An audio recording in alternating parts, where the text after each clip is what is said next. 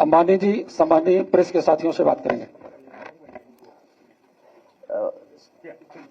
ये कार्यक्रम जो सम्मान करने का था, एक हफ्ते लगभग 10 दिन पहले का कार्यक्रम था, क्योंकि उस समय इंडिगो एयरलाइंस के लेकर के कुछ इश्यूज आ गए और जिसकी वजह से फ्लाइट्स नहीं चल पाई। फिर हाउस था, इसकी वजह से आज कार्यक्रम तय हुआ। मैं धन्यवाद देना चाहता हूं आप सबका। आप लोगों की वजह से ये कार्यक्रम संभव हुआ। हमारा सौभाग्य है आपसे मिलने का, और सौभाग्य इस बात का भी है कि हम सब लोगों को मौका मिल रहा है आपको सम्मान देने का। जिन्होंने आजादी पाने के लिए और आजादी के लिए योगदान किया हो और आजादी को बचाने के लिए जिन्होंने काम किया, आज हमारा सौभाग्य है कि ऐसे लोगों का हमें सम्मान करने का मौका मिल रहा है। रिजांगला जो लड़ाई थी, उसके बारे में जब आप डॉक्यूमेंट्री देखेंगे, बीबीसी की डॉक्यूमेंटेड हिस्ट्री की, तो आप खुद महसूस करेंगे और बहुत से साथियों ने देखा भी होगा कि किस तरीके से हमारे फौज के यही जवान लोगों ने आखिरी बुलेट, आखिरी बॉडी तक चीन की फौज का मुकाबला किया, और एक एक जवान को न जाने कितनों से मुकाबला करना पड़ा। हजारों की संख्या में जो आए उससे मुकाबला किया और अपनी भारत मां की जमीन को, धरती को बचाने का काम इन्हीं वीरों ने किया। हमें खुशी है कि बहुत सारे लोगों से तो हम नहीं मिल पाए, लेकिन उस लड़ाई के ये लोग जो आज हमारे बीच हैं, हम सब गर्व है कि इनकी वजह से हमारे देश की रक्षा हुई है। और सैनिक, पक्की नौकरी वाला, आधी अधूरी नौकरी वाले अगर होते तो शायद हमें यह सम्मान करने का मौका भी न मिलता। तो आज के मौके पर जहां इन वीरों ने, इन बहादुर लोगों ने अपनी जान की परवाह किए बिना देश को और देश की धरती को बचाने का काम किया, जो इनकी बहुत पुरानी मांग रही, उस मांग से जुड़ते हुए हम लोग भी यही मांग करते हैं कि इन वीरों के सम्मान के लिए और उस रेजिमेंट के सम्मान के लिए, उन लोगों के सम्मान के लिए अहीर रेजिमेंट की मांग दोबारा हम लोग मांग करते हैं। मुझे याद है, देश की किसी पॉलिटिकल पार्टी ने अपने अगर मैनिफेस्टो में कभी लिखा तो वो इकलौती समाजवादी पार्टी थी जिसने अपने मैनिफेस्टो में यह डाला था कि समय जब भी हमें सरकार बनाने का मौका मिलेगा, दिल्ली की सरकार बनेगी, तो हम सब लोग मिलकर के अहीर रेजिमेंट की बनाने का काम करेंगे। आज उस मांग को दोबारा हम लोग दोहराते हैं। और लोग भी अगर कोई रेजिमेंट मांगना चाहें तो वो भी, उनकी भी बनानी चाहिए। और साथ ही साथ, क्योंकि मैं खुद मिलिट्री स्कूल में पढ़ा हूं, देश में कम है 5 मिलिट्री स्कूल हैं। दिल्ली की सरकार से पुनः मांग करता हूं, मैं पहले भी पत्र लिखा और फिर मांग करता हूं कि मिलिट्री स्कूल्स यूपी में और बढ़ाए जाएं, क्योंकि यूपी में एक भी मिलिट्री स्कूल नहीं है। ये कंफ्यूज मत होइएगा कि सैनिक स्कूल और मिलिट्री स्कूल में क्या फर्क है। सैनिक स्कूल तो हैं जगह जगह, लेकिन मिलिट्री स्कूल नहीं है। मिलिट्री स्कूल केवल 5 हैं। तो हमारी मांग है कि उत्तर प्रदेश में भी मिलिट्री स्कूल बनाए जाएं। राजस्थान में 2 हैं, कर्नाटक में 2 हैं, एक हिमाचल में है। बेलगांव, बेंगलोर, अजमेर, धौलपुर और चैल 5 ही मिलिट्री स्कूल हैं। तो हमारी मांग है कि जब उत्तर प्रदेश से देश के प्रधानमंत्री बनते हैं और उत्तर प्रदेश के डिफेंस मिनिस्टर हैं, तो हमारी मांग होगी कि लखनऊ में बन जाए मिलिट्री स्कूल, इटावा में, हमारे होम टाउन में बने, कन्नौज में बने, बनारस में भी बन जाए। ये हमारी मांग है। इन्हीं शब्दों के साथ मुझे खुशी है इस बात की कि हमें सम्मान करने का मौका मिला है। मैं अध्यक्ष जी का और अपने तमाम विधायक लोगों का सबका धन्यवाद देता हूं कि इस कार्यक्रम में आप लोग भी शामिल हैं। मैं कहूंगा कि रिजांगला की वो जो स्टोरी डॉक्यूमेंटेड है वो जरूर दिखाएं। उधर देखना पड़ेगा थोड़ा। 1963 की है। चीन से लड़ाई खत्म होने के 3 महीने बाद एक लद्दाखी गडेरिया अपनी भेड़ों को चराते चराते भटकता हुआ चुशूल से रेजांगला जा पहुंचा। एकदम से उसकी निगाह तबाह हुए बंकरों और इस्तेमाल की गई गोलियों के खोलों पर पड़ी। वो और पास गया तो उसने देखा कि वहां चारों तरफ लाशें ही लाशें पड़ी हुई थी। वर्दी वाले सैनिकों की लाशें। जानी मानी सैनिक इतिहासकार और भारतीय सेना के परमवीर चक्र विजेताओं पर मशहूर किताब द ब्रेव लिखने वाली रचना बिष्ट रावत बताती है। बॉडीज ऐसे मिली, सिपाहियों के हाथ में हथियार थे, नर्सिंग असिस्टेंट के हाथ में सिरिंज था, किसी की राइफल आगे से उड़ चुकी थी पर उसका बट उनके हाथ में ही था। इस तरह की लाशें मिली जिससे तब पता चला कि ये लोग कितनी बहादुरी से लड़े थे। तब तक there had been this complete ambiguity about what happened to those 113 people, क्योंकि जो लोग वापस आए उनकी बातों पर विश्वास नहीं किया गया। और ये जो 2-3 महीने थे, इस टाइम पे लोगों को ऐसा अंदेशा था कि या तो प्रिजनर ऑफ वॉर ले लिए गए हैं या डर के भाग गए ये लोग, क्योंकि बहुत कम थे। इस तरह का एक स्टिग्मा उन लोगों पे लगा हुआ था। तब तक उनको कायर करार कर दिया गया था, क्योंकि वो अहीर चार्ली कंपनी के वो सब उसी एरिया से थे, हरियाणा के रेवाड़ी वाले इलाके से थे। और लोगों में ये था कि ये लोग डर के भाग गए हैं। और जो 2-3 जो बच के वापस आए उनको शन कर दिया गया गांव में, क्योंकि वो वॉरियर विलेजेस थे जहां पर कि लोग पुश्तों से फौज में जा रहे हैं। People did not speak to them, उनके घर जाना बंद कर दिया लोगों ने, उनके बच्चों को स्कूल से निकाल दिया गया। और एक बहुत बड़ा कैंपेन चलाना पड़ा एक एनजीओ को to convince people that these were heroes and these were the families of heroes of Rezang La. और एक पूरा कैंपेन जैसा रन किया गया ताकि गांव वाले कन्विंस हो सकें कि ये बहादुर सिपाही थे, ये कायर नहीं थे। 13 कुमाऊं को चुशूल हवाई पट्टी की रक्षा के लिए भेजा गया था। उसके अधिकतर जवान हरियाणा से थे, जिन्होंने अपनी जिंदगी में कभी बर्फ गिरते नहीं देखी थी। उन्हें 2 दिन की नोटिस पर जम्मू कश्मीर के बारामूला से वहां लाया गया था। उन्हें ऊंचाई और सर्दी में ढलने का मौका ही नहीं मिल पाया था।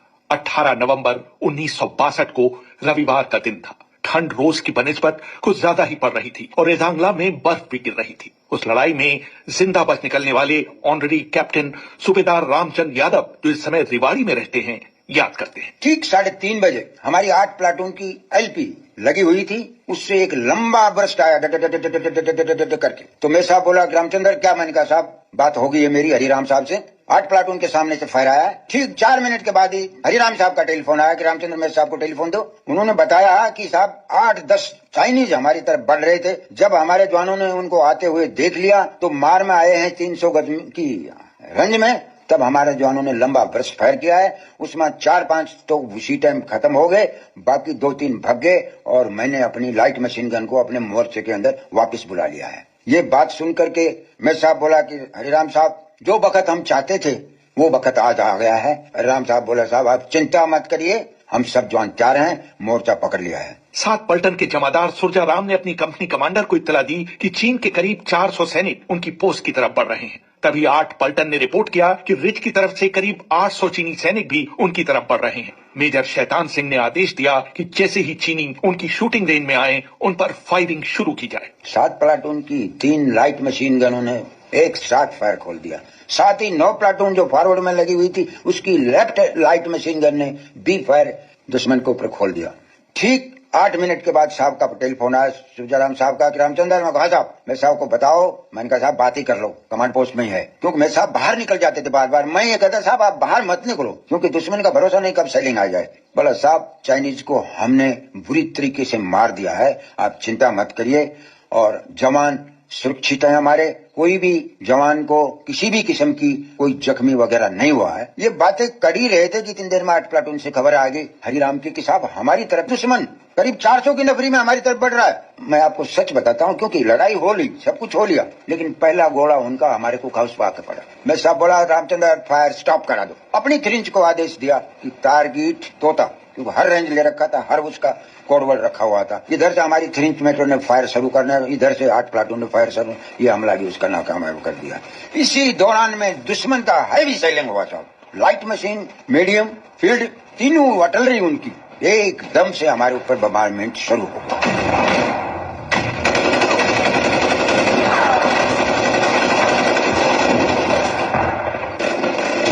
जब चीनियों द्वारा सामने से किए गए सारे हमले नाकामयाब हो गए तो उन्होंने अपनी योजना बदल डाली। सुबह 4:30 बजे के करीब उन्होंने सभी चौकियों पर एक साथ गोले बरसाने शुरू कर दिए। 15 मिनट में सब कुछ खत्म हो गया। हर तरफ मौत और तबाही का मंजर था। पहला हमला उन्होंने रिपल्स कर दिया था और उनको वो बॉडीज गलीज में गिरी हुई नजर भी आई ऊपर से। पर उसके थोड़ी देर के बाद में चाइनीज ने उनके ऊपर मोर्टर से फायर किया और ये 15 मिनट का हमला था जो बहुत ही डेडली अटैक था। ये जो जवान यहाँ पे तैनात थे इनके पास बस लाइट मशीन गन्स थी और .303 की राइफल्स थी जो कि सिंगल लोड थी, मतलब हर गोली चलाने के बाद उनको लोड करना पड़ता था। और इतनी सर्दी थी कि वो बताते थे कि जवान की उंगलियां जम गई थी। 15 मिनट के अंदर देयर वाज कंप्लीट डिवास्टेशन। उनके सारे बंकर्स उजड़ गए, टेंट्स उखड़ गए, जवानों के लिम्स उड़ गए और तबाही सी मच गई। मगर उसके बाद भी मेजर शैतान सिंह ने उनको बोला कि आप डरिए मत, आप लड़ते रहिए। And that is what they did. जब ये सब हटा धुआं वगैरह, तो उन्होंने देखा कि सामने दूर रिज पर याक्स आ रही हैं। कुछ क्षणों के लिए उन जवान्स ने सोचा कि हमारी ही अल्फा कंपनी के लोग हैं जो हमारे बचाव के लिए आ रहे हैं, and they were very elated. पर जब उन्होंने दूरबीन लगा के देखा तो वो चाइनीज थे और वो याक्स के ऊपर अपना बाकी सामान लाद के, अपनी एमिनेशन वेपन्स लाद के आ रहे थे। And that is when the third attack happened, जबकि वो आकर के उन्होंने एक एक को मार दिया। इस बीच मेजर शैतान सिंह की बांह में शेल का एक टुकड़ा आकर लगा। उन्होंने पट्टी करवाने के बाद लड़ाई जारी रखी। तभी एक चीनी सैनिक का पूरा बर्स्ट उनके पेट में लगा और वो नीचे गिर गए। मेजर शैतान सिंह अत्यधिक खून बह जाने की वजह से बार बार बेहोशी की हालत में चले जा रहे थे। सूबेदार रामचंद्र यादव इस मुश्किल समय में उनके साथ थे। बेहोश होते ही मैंने जाकर दंडेड़ा, होश आया रामचंद्र, मैंने कहा साहब बहुत दर्द हो रहा है पेट के अंदर, मेरा बेल्ट खोल। मैंने कहा साहब बेल्ट नहीं खोलूंगा, क्योंकि उससे पहले जब मैंने अंदर हाथ दिया तो मेरे साहब की आंतें बेल्ट के नीचे आ चुकी थी। फिर मेरे साहब बेहोश हो गए। फिर होश में आया मेरे साहब, चल रही है फायरिंग, बम्बारमेंट भी दुश्मन का दोबारा आ गया, हमारे ऊपर चल रहा है। अब मेरे साहब बोला कि रामचंद्र एक बात सुन। कहा साहब, मेरा एक कया मान ले कि आप बटालियन में चले जाओ और बोलो कि कंपनी ऐसे लड़ी और कंपनी शहीद होगी। मैं बोला साहब मैं आपको छोड़ के नहीं जा सकता। मेरे साहब बोला रामचंद्र ये मेरा हुक्म है। चारों तरफ लाशें ऐसी बिखरी पड़ी थीं जैसे वो कपड़े की गुड़ियाएं हों। मेजर शैतान सिंह का टेंट बुरी तरह से तहस नहस हो चुका था। उनके दोस्त चिमन का सिर धड़ से अलग पड़ा था। मंडोला गांव के महेंद्र सिंह की टांगे बुरी तरह कुचली जा चुकी थी। मैंने सूबेदार रामचंद्र यादव से पूछा कि इस लड़ाई में 13 कुमाऊं के 124 में से 113 जवान मारे गए। आप किस तरह इस भयानक हमले में बच गए? मैं तो मामूली जख्मी था, ज्यादा नहीं, मेरे को बिल्कुल होश था। लेकिन मेरे दिमाग में यही था कि हरपुल ने यह कहा था कि मेजर साहब को नहीं छोड़ देना, मेजर साहब की लाश दुश्मन को नहीं दे देना। और जब ही हमारे ऊपर से रन कर गया, मुझे मौका मिल गया, मैंने मेजर साहब को उठाया है और वहां से छाती के लगा के 3-4 रोल किया और बजरी के अंदर जब ढलान में आ गया तो उठाया है और ले करके 1 किलोमीटर नीचे आया हूँ। और जब लिटाया तो देखा कि 8:15 बजे मेरे साहब के प्राण निकल चुके हैं। सांस थमती गई, नब्ज जमती गई, फिर भी बढ़ते कदम को न रुकने दिया। कट गए सर हमारे तो कुछ गम नहीं, सर हिमालय का हमने न झुकने दिया। मरते मरते रहा भाग्यवन साथियों, अब तुम्हारे हवाले वतन साथियों। उनके ऊपर बर्फ खड़ी है, ढक दिया है। ये सोचा कि नीचे क्वार्टर मास्टर के पास जाना है और जाने के बाद मैं साहब की लाश को लेके जाना है। लेकिन जब मैं नीचे गया तो उस जगह तो आग लगा रखी, राशन पानी में सब में आग लगी हुई है। और ना वहाँ हवलदार मेजर था, ना वहाँ वाशरमैन था, ना वहाँ सफाई वाला कोई नहीं था। तब एक जीप आई है, जीप आने के बाद में वो जीप मेरे को लेकर हेडक्वार्टर में गई है। रेजांगला की लड़ाई को भारतीय सैन्य इतिहास की सबसे बड़ी लड़ाइयों में से एक माना जाता है, जब एक इलाके का रक्षण करते हुए लगभग सभी जवानों ने अपने प्राणों की आहुति दे दी थी। उनको जो आदेश मिले थे वो उन्होंने आखिरी दम तक पूरे किए। जो ब्रिगेड कमांडर थे ब्रिगेडियर TN रैना, उनसे रिटर्न में हर एक सब कंपनी के पास में आदेश आए थे कि आप आखिरी गोली और आखिरी आदमी तक लड़ेंगे। तो ये उन्होंने टू द टी फॉलो किए ये ऑर्डर्स। 124 जवान वहां पर तैनात थे और ऑलमोस्ट 1000 की संख्या में चाइनीज का उन पे अटैक हुआ था, मगर उन्होंने हार नहीं मानी। मैं आपको बताना चाहूंगी रेहान कि जब मैं इसको रिसर्च कर रही थी तो 13 कुमाऊं वाज द बटालियन। उनको जब मैंने मेल के साथ संपर्क किया और उनसे बोला कि आप थोड़ा बैटल के बारे में बताइए, तो उन्होंने मुझे कुछ तस्वीरें भेजी और उन्होंने मुझे बोला कि हम पहले आपको नाम भेजते हैं कितने लोग मरे हैं। तो that ran into 3 sheets on my laptop. I could not read it till the end, but my eyes were full of tears कि कितने लोग उस लड़ाई में मरे जो सुबह 4:30 बजे शुरू हुई और 8:15 बजे खत्म हो गई थी। रेजांगला में लड़ने वाली C कंपनी का हर जवान हीरो था। अदम्य साहस दिखाने के लिए मेजर शैतान सिंह को मरणोपरांत भारत के सर्वोच्च वीरता पुरस्कार परमवीर चक्र से सम्मानित किया गया। अगर ये कंपनी नहीं होती, नहीं शहीद होती तो ले कारगिल जंग के खतरे में पड़ जाता। मैं आज बताता हूँ क्योंकि इसी ने रोका उस वैली को, इस कंपनी ने रोका उसको। और जब उसको इतना नुकसान हो गया तो उसने खुद सीजफायर किया। अब मैं आपको बताता हूँ कि लड़ाई से 4 दिन पहले हमें आदेश मिला कि देखो आप पीछे हट जाओ। तो मेरे साहब बोला कि देखो साहब मैं जब तक जवानों से बात नहीं कर ले मैं ये नहीं कर सकता। मैं बोला साहब जवान यहाँ से मर जाएगा लेकिन इस पोस्ट को छोड़ेगा नहीं। जिस प्लाटून में गया तो यही मेरे साहब को जवाब मिला कि हम मर जाएंगे लेकिन हम दुश्मन को इसी जगह खा जाएंगे, दूसरी जगह नहीं जाएंगे। तीनों प्लाटून से ओके मिलने के बाद मेरे साहब बोला कि बहादुर मेरा भी यही इरादा है और पीछे मैसेज दे दिया ब्रिगेड कमांडर साहब को कि रैना को कि साहब ये कंपनी इस जगह से पीछे नहीं हटना चाहिए।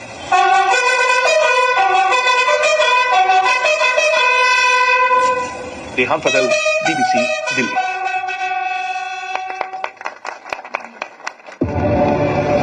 कभी वो दिन थे जब भारत ने चीन को सिर्फ अपना पड़ोसी नहीं, अपना भाई माना था। लेकिन 1962 को पता चला कि ये भाईचारे की भावना दोनों तरफ नहीं थी। ये हमला एक विश्वासघात था। भारत माता की जय। शाही कंपनी में आपका company commander major Shaitan Singh Bhati बोल रहा हूं। आज रात एक बहुत बड़ा तूफान हमारी तरफ आने वाला है, चीनी फौजियों का। तुम सब किसान के बेटे हो, जमीन के लिए लड़ना तुम सबके खून में।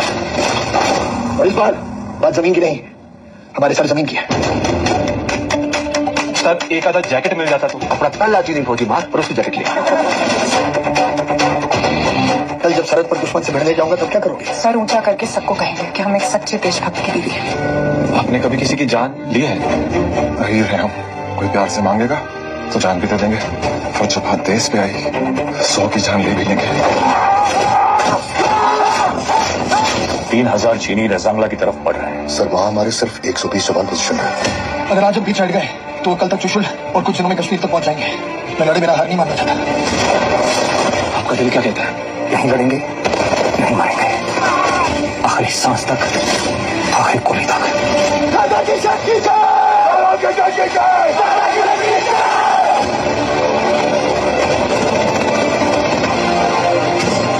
चीन हमारे घर में घुस आया है और उसे रोकना हमारे हाथ में, एक होकर।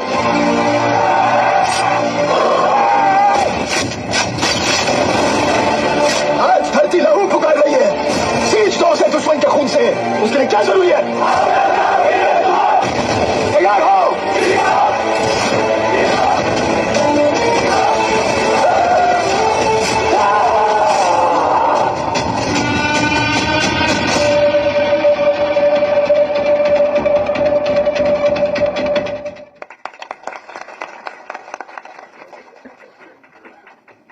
नहीं बोलना चाहे बोले, नहीं उनकी मर्जी। हाँ ये हमारा मैनिफेस्टो था जिसमें हम लोगों ने शामिल किया था, मैनिफेस्टो।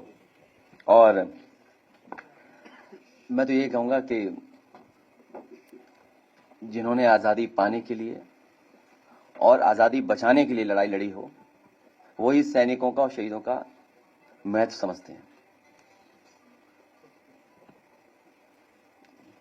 अगर कुछ कहना चाहें, अच्छा हाँ ठीक है, ऑन कर देना, एक ऑन कर दो। हाँ ठीक है। आदरणीय समाजवादी पार्टी अध्यक्ष और समाजवादी पार्टी, जो आपने इन बहादुरों के 62 की लड़ाई से बचे हुए तीनों का सम्मान किया, इसके लिए मेरे पूर्व डिफेंस मिनिस्टर और रजांगला के शहीद आपको बार बार धन्यवाद देते।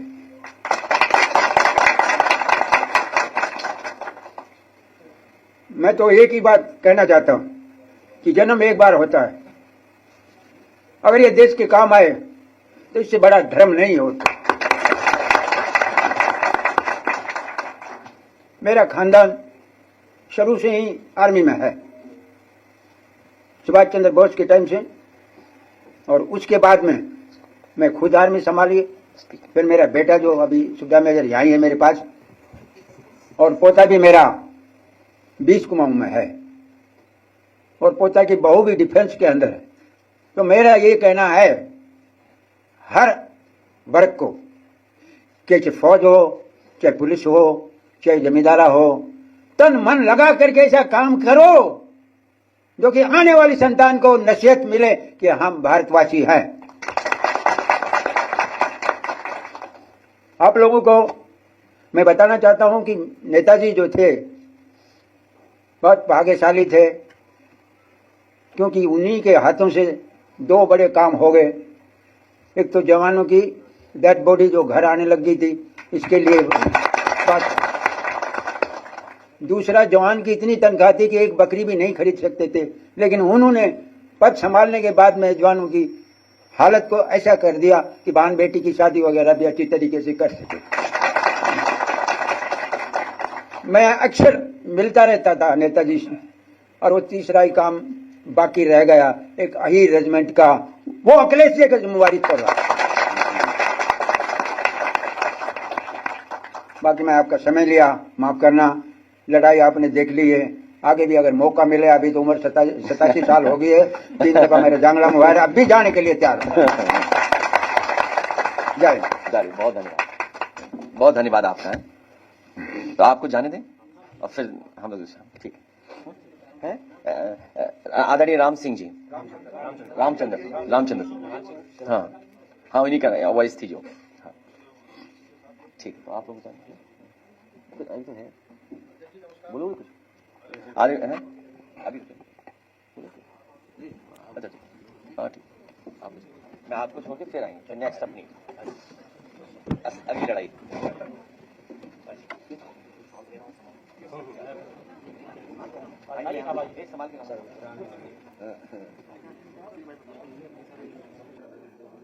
आदरणीय उदय प्रताप सिंह जी राष्ट्रीय कवि हैं, और इधर हिंदी, उर्दू, उसमें इनका बहुत बड़ा सम्मान है। नेताजी के गुरु रहे, तो हमारे तो बहुत सम्मानित हैं, और समय समय पे इनकी कविताएं, शेर, और मुझे याद है कि जब मैं मुख्यमंत्री था और इनकी बहुत फेमस न मेरा है न तेरा है, उस समय मैंने बहुत सारे देश के प्रतिष्ठित लोगों को भेजा था नए साल की बधाई पर, या त्योहार की बधाई भी मुझे याद नहीं आ रहा है, क्योंकि अब एज के हिसाब से मेमोरी और रील्स की वजह से मेमोरी चली जाती है। अपना चेहरा ना पहुंचा गया आपसे, अपना चेहरा ना पहुंचा गया आपसे, आईना बेवजह तोड़कर रख दिया। जो घटनाक्रम चल रहा है और कोडीन को लेकर के बहुत महत्वपूर्ण बातें सरकार छिपा रही है, और अगर इसके हम टाइमलाइन देखें और फॉलोअप करें स्टोरी, जो स्टोरी को अगर हम फॉलोअप करेंगे, आवाज एक ये वाला बंद कर देना आप, अच्छा ठीक है। अगर हम स्टोरी को फॉलोअप करें, उत्तर प्रदेश में एक ट्रक के पकड़े जाने से कफ सिरप के अंतर्राष्ट्रीय रैकेट का कैसे पता चला? उत्तर प्रदेश में एक ट्रक के पकड़े जाने से कफ सिरप के अंतर्राष्ट्रीय रैकेट का कैसे पता चला? यूपी 3.5 करोड़ का कफ सिरप पकड़ा गया, बांग्लादेश से चूने के बोरे के आड़ में 4 ट्रकों से लाया जा रहा था। 36 जिलों में 118 से अधिक एफआईआर, यूपी में कफ सिरप का काला कारोबार। पढ़े इस कांड की पूरी कहानी। कोडीन सिरप माफिया कौन? 5 तरह के फर्जी फर्म, पूर्वी यूपी एवं बांग्लादेश, हब और नेक्सस।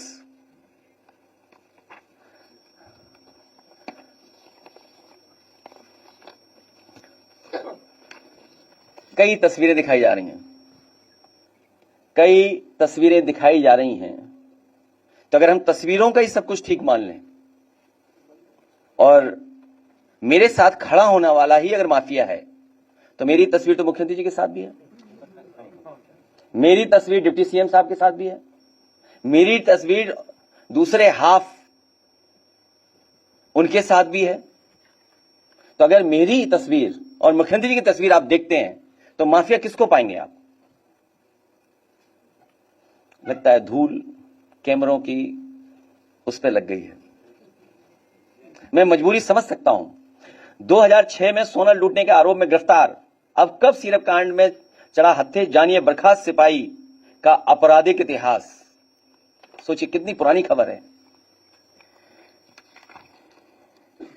यही कसूर रहा इनका, दिखाने को औरों के बच्चे गोद में खिलाते रहे, पर पैसों के लालच में बच्चों की जान दांव पर लगाते रहे।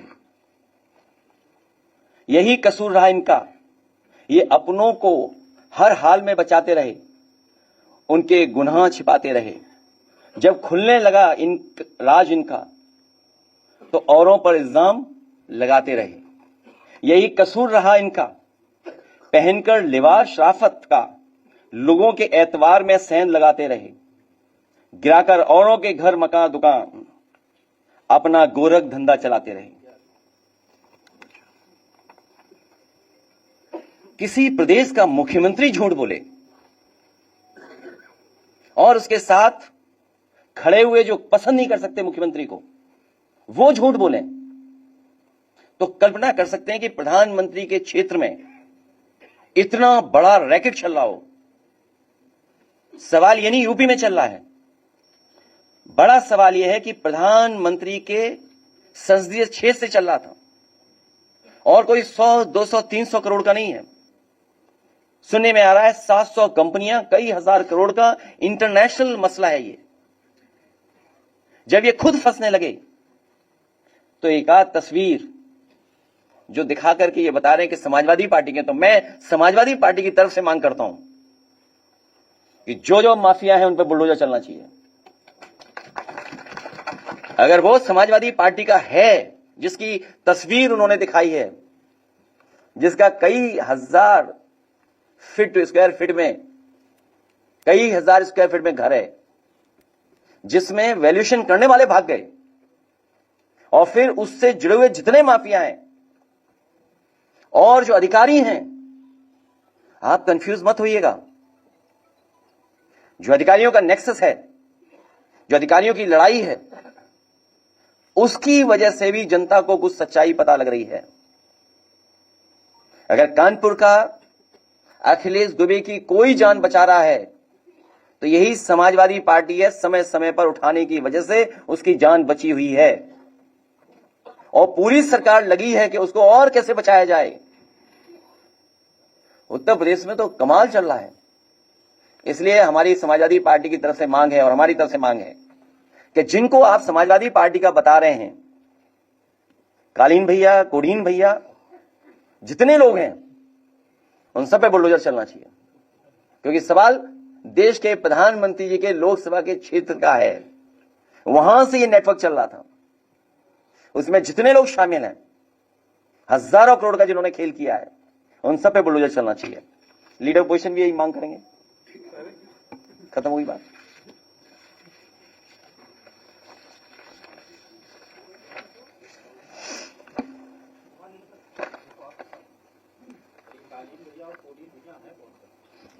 ये सरकार बेहतर बताएगी। जो लोग इनमें शामिल हैं वो कोडीन भैया हैं। सब बड़ी लंबी सूची है। जब 36 जिलों में 118 एफआईआर हुई हैं तो उसमें 128 हो गई, तो उसमें कोडीन भैया ही हैं सब, 128 जो हुई हैं। और आप सोचिए, अमिताभ ठाकुर आईपीएस, अगर वो कुछ बात कहना चाहते हैं, प्रेस से अपनी बात पहुंचाना चाहते हैं, तो आवाज दबाने के लिए सीटी बजा रही है पुलिस। पूरी पुलिस सीटी बजा रही है कि आवाज न पहुंच जाए। और दूसरा, दीपक यादव पूर्व विधायक, कुछ हजार का फर्जी दिखा करके उसे जेल भेज दिया। अमिताभ ठाकुर पे कितने वर्षों पुराना निकाला केस, कितना पुराना। इसी तरह याद होगा रमाकांत यादव पर कितने साल पुराना केस निकाला। अली मोहम्मद आजम साहब की बात नहीं कर रहा हूं मैं अभी, कितने झूठे मुकदमे लगे। तो आप सोचिए क्या हो रहा है।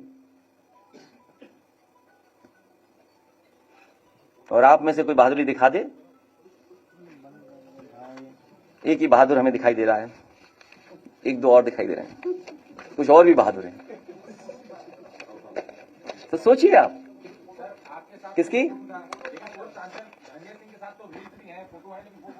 तो मैं तो कह रहा हूं कि जिसके साथ मेरी तस्वीर है और उसके साथ जिन जिन की तस्वीर है, सब पे चला दो बुलडोजर। हम मांग कर रहे हैं, इससे ज्यादा और क्या मांग कर सकते हैं, कि हम सरकार में थोड़ी हैं।